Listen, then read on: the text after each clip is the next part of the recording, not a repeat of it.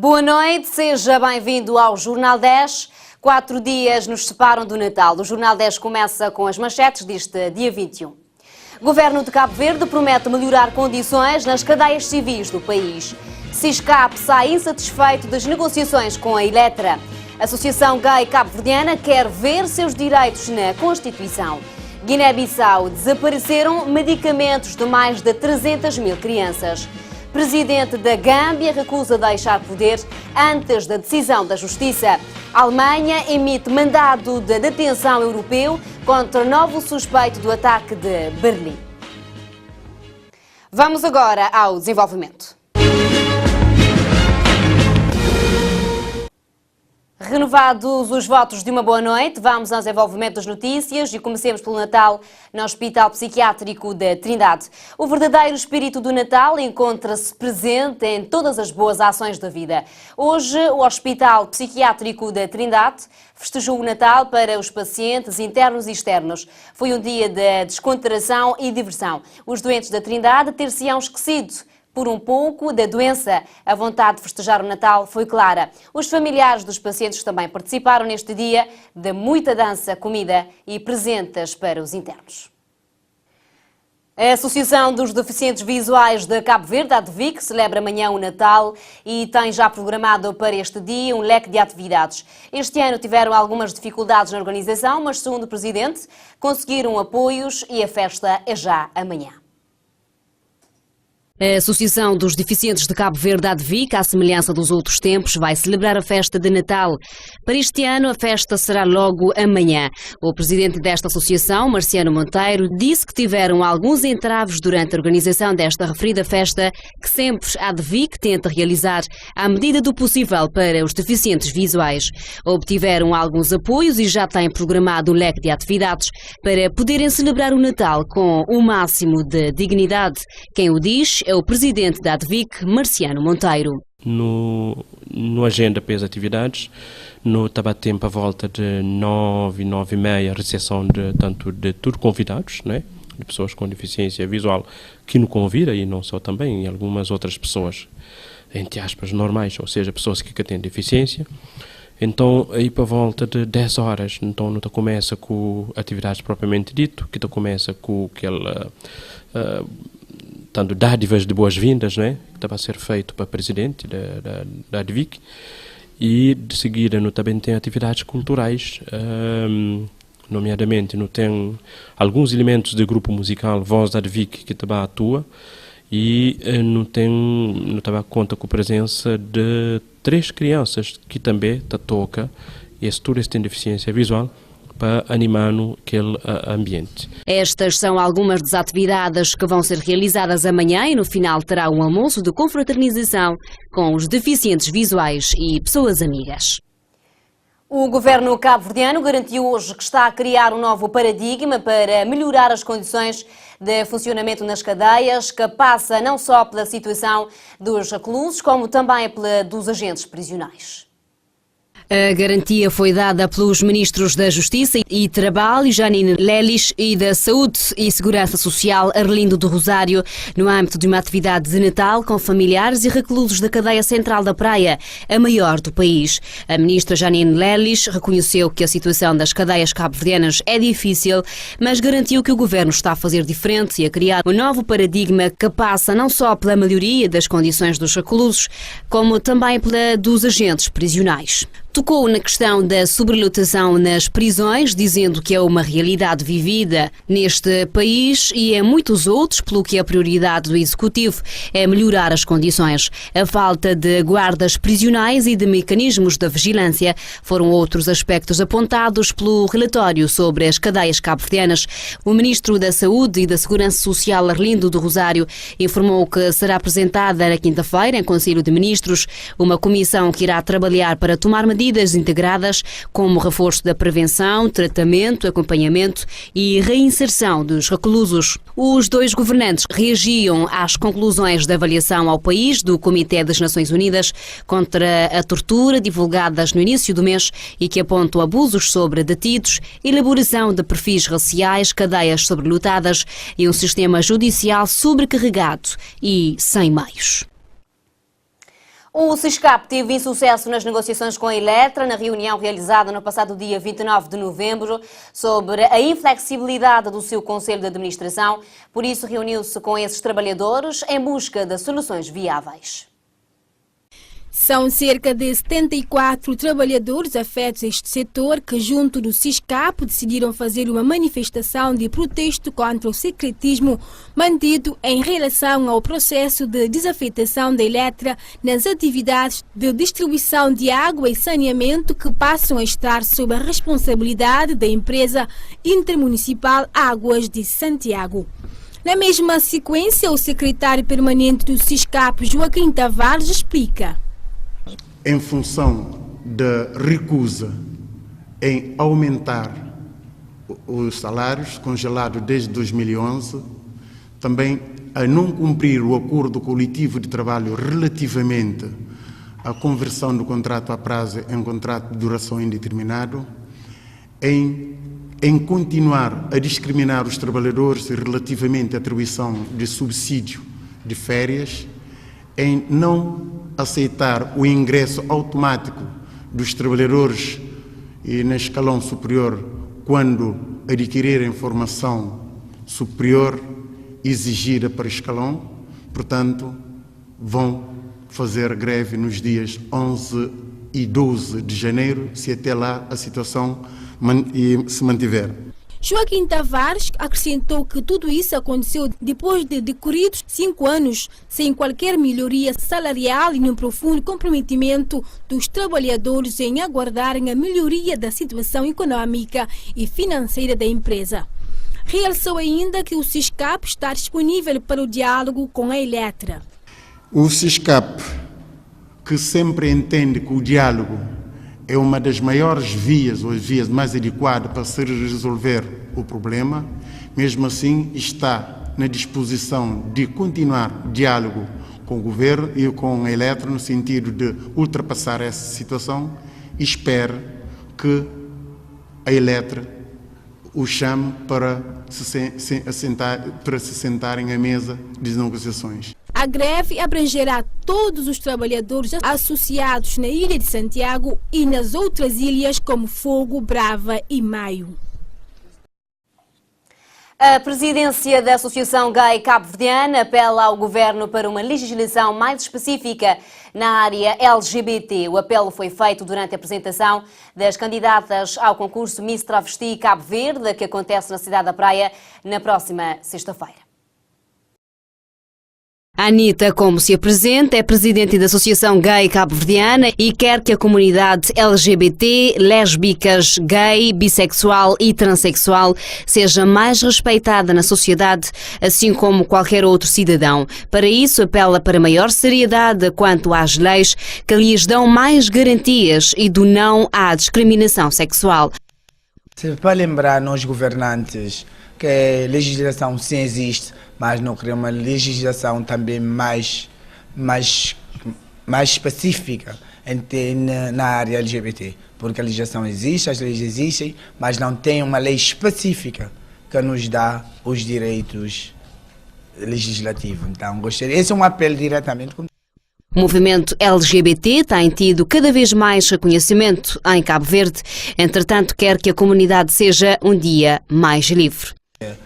Creio também um dia a comunidade LGBT quer ser mais livre, com mais respeito e com mais dignidade dentro da nossa terra. E dito isso, poucas palavras, ter união de facto em Cabo Verde.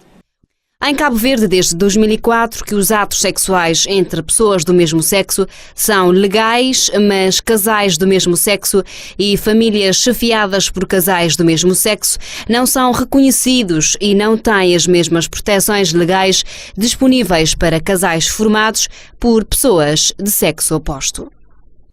Com o Natal à porta, o Pelouro da Cultura da Câmara Municipal do Maio realiza na próxima quinta-feira, dia 22, na escadaria da Praça Central do Porto Inglês, uma serenata de Natal, evento que deverá reunir elementos dos grupos corais das igrejas católica e nazarena, acompanhados dos artistas do agrupamento musical Silver Band.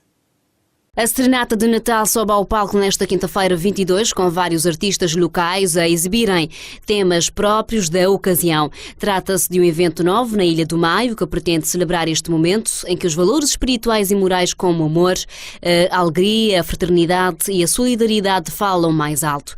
Assim, conforme anunciou a direção da Câmara, esse evento será o momento para uma confraternização que caracteriza essa época em que artistas da Ilha do Porto Inglês irão ter a oportunidade de exibirem num registro diferente as canções, incluindo as de cariz religiosas próprias do tempo.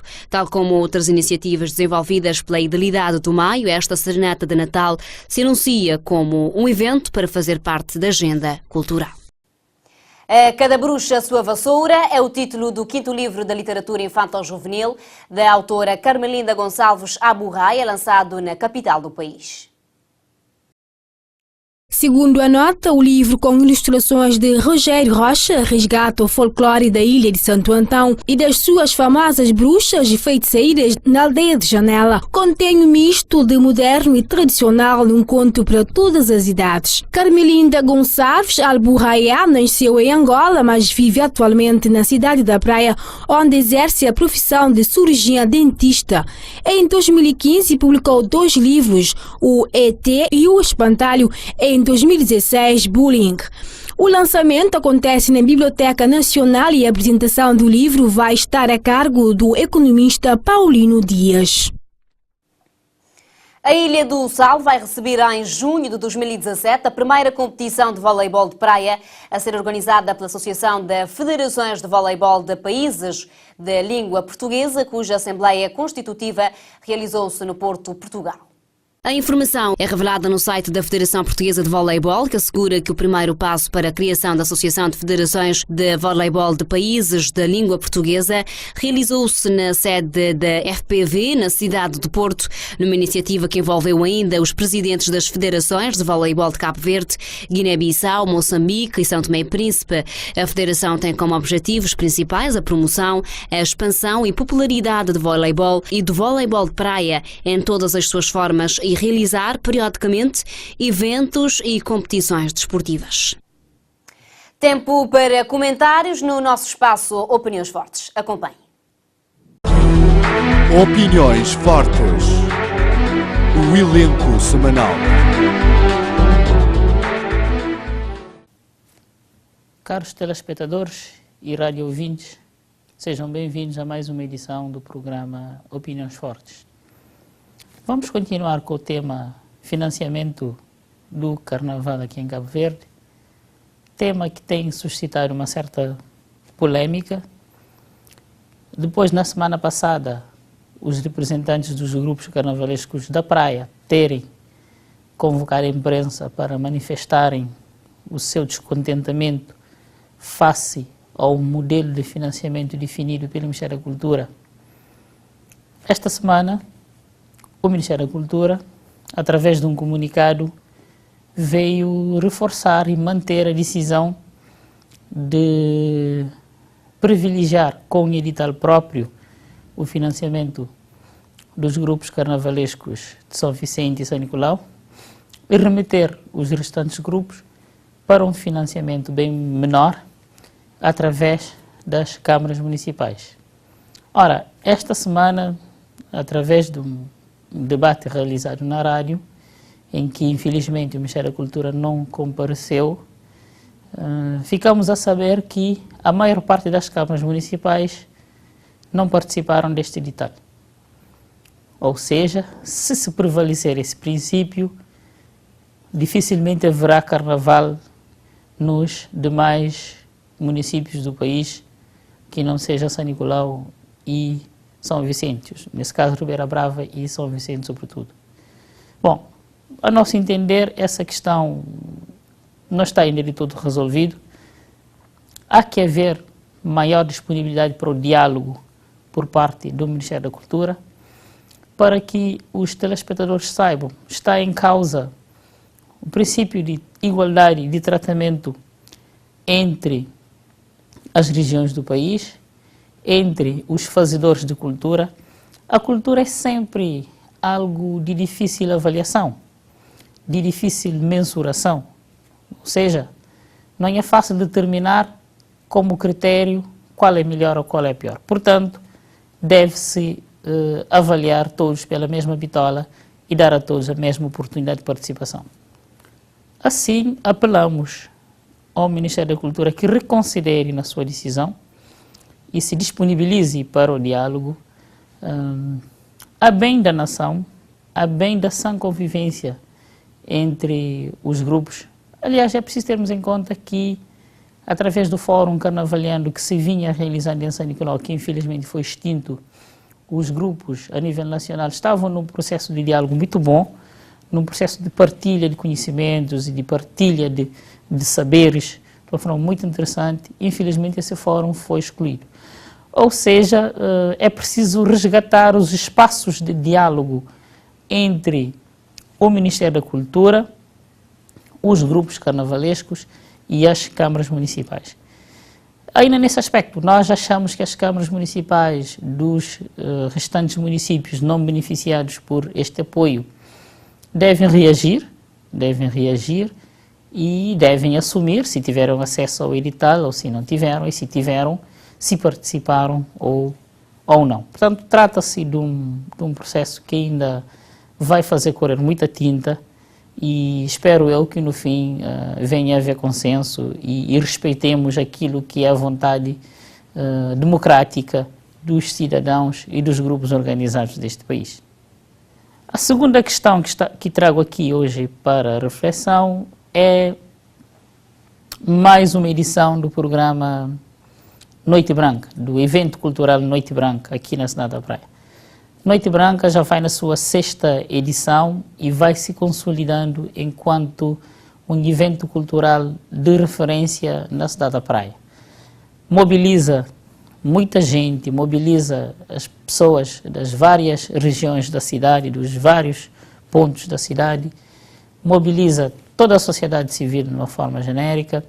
As ofertas culturais vão se diversificando, música, teatro, exposições de produtos artísticos, bijuterias, artesanato.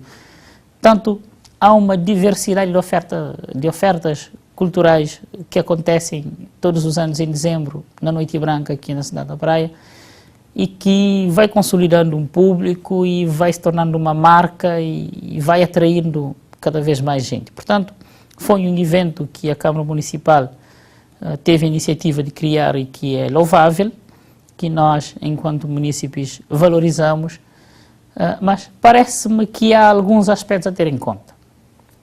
Vejamos, este ano foi interdito o acesso das viaturas privadas ao centro histórico, ao platô. Parece-me bem, porque se os carros tiverem a ocupar os parques, normalmente nós vamos ter menos espaço para as pessoas passearem pela cidade. Sem a presença dos carros, a mobilidade dentro do platô ficou mais fácil. Parece-me que esta decisão é justificável. Porém, o que não se justifica é que não se tenha dado alternativas às pessoas para chegarem ao platô.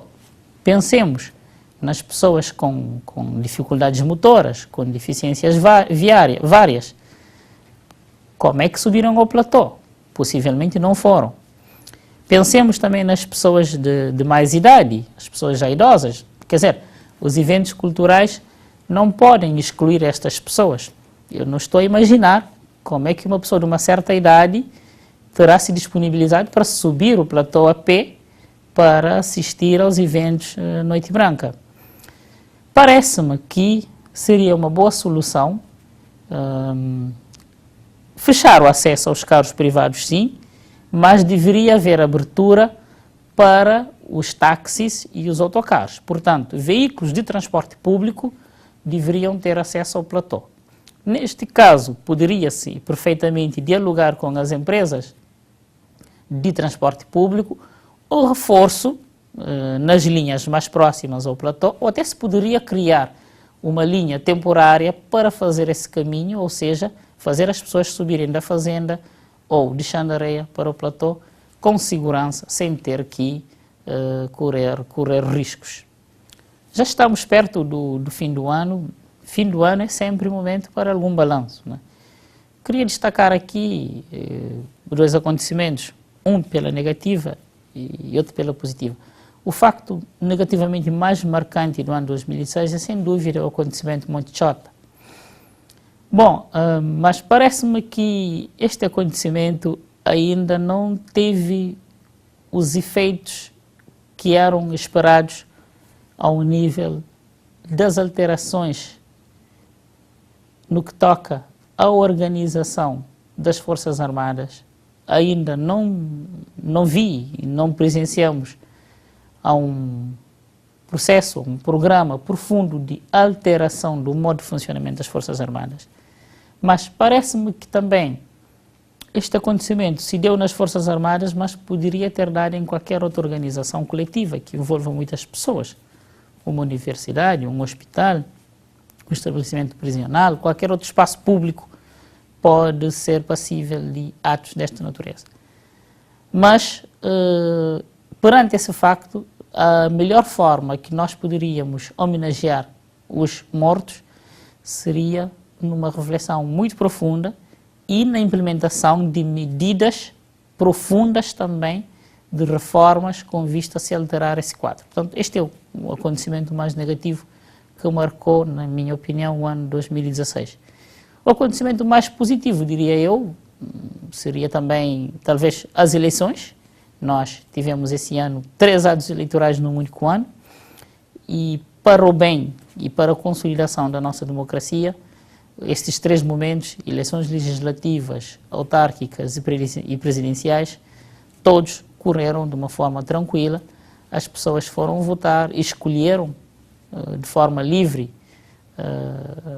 o governo, o Presidente da República e o poder local e, portanto, quando é assim, é de se valorizar. É a nossa democracia, mais uma vez, dando exemplo de estado de boa saúde. Portanto, como ponto positivo destaco as eleições e como ponto negativo do ano o acontecimento de Monte Chota. Bom, termino desejando uma boa semana a todos os acompanhantes deste programa Opiniões Fortes. Opiniões Fortes. As opiniões fazem-se na Tiver.